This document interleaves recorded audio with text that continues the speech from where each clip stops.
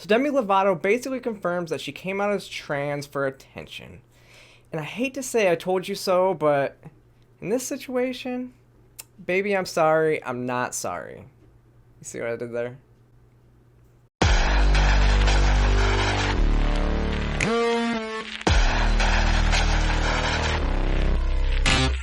Welcome back to the channel today, everyone. So Demi Lovato announced this week that she is back to using she, her pronouns, and we are just shocked. Shocked, I tell you. I mean, who could have seen this coming?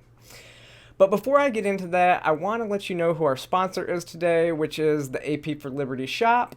I had Austin on the other day. Go check that video out. Then go there and get all your Liberty gear at my friend Austin Peterson's shop, like this George Washington Buddha, and make sure to use the link in the description to also support your girl. Alright, so back to Demi. If you recall, April of last year, Demi Lovato came out as non-binary, and at the time I honestly thought she is a deeply troubled person with a deeply troubled past, so it doesn't surprise me that somebody with such trauma would want to escape that. And if this makes her happy, whatever. She can do what she wants, she's an adult. So at first she seemed happier in the way that she carried herself, but then it started to become evident that it was just more about attention. I remember she had the mullet, and then in December she shaved her head, and a big deal was made about this by the media when it's like, she shaved her head, so what? At the time I said, Demi Lovato was pulling a Britney. She can't stay relevant, and it seems like one stunt after another, and as someone who is an addict, I fear for her future well-being.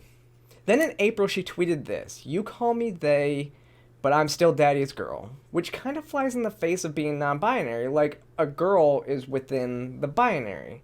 So the fact that she now says that she's feeling more feminine doesn't shock me in the slightest. This is what she said about the matter. "I've actually adopted the pronouns of she, her again. So for me, I'm such a fluid person. I felt like, especially last year, my energy was balanced in the masculine and feminine energy, so that when I was faced with the choice of walking into a bathroom and it said women's and men, I didn't feel like there was a bathroom for me because I didn't feel necessarily like woman. I didn't feel like a man." Let's get one thing straight. So your energy changing doesn't mean you're not a man or a woman. It means that you're normal. Like, tomboys and femboys are not the opposite gender, and that is why fluidity is the wrong term for this. It relies on stereotypes and like how you feel. Like, y'all see me with makeup, without makeup, more femme some days, tomboy some days. That doesn't mean my gender is fluid. I'm just being me. It is gender dysphoria that drove me to transition, not my energy.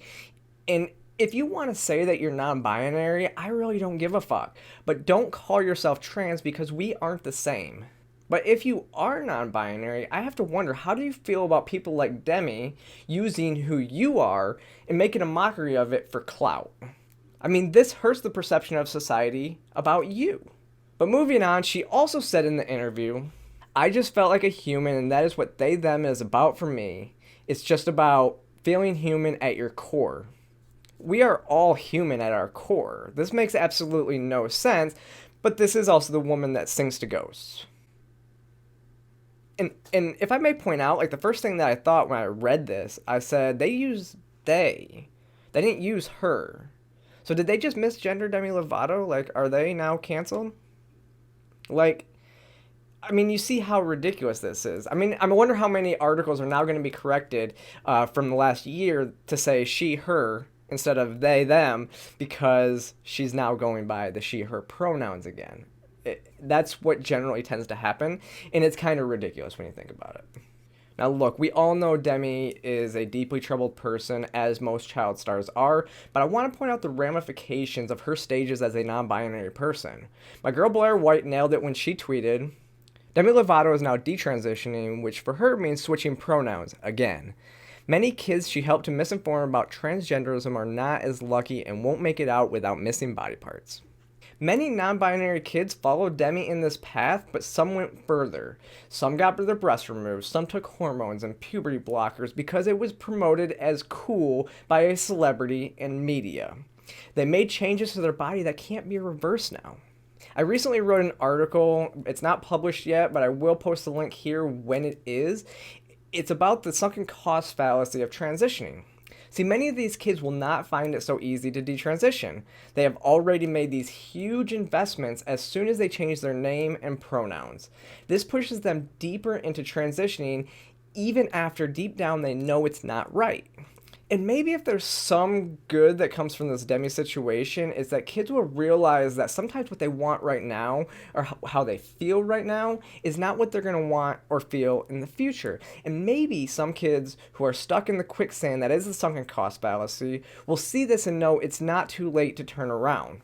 And one question remains to be seen is, will the left treat Demi the same as they do other detransitioners? My guess is probably not, as she has stated that she is still okay with using the they them pronouns. But let me know what you guys think in the comment section. Click that like and subscribe button. Support our sponsors. Follow me across all social media platforms, and I will see you guys next time.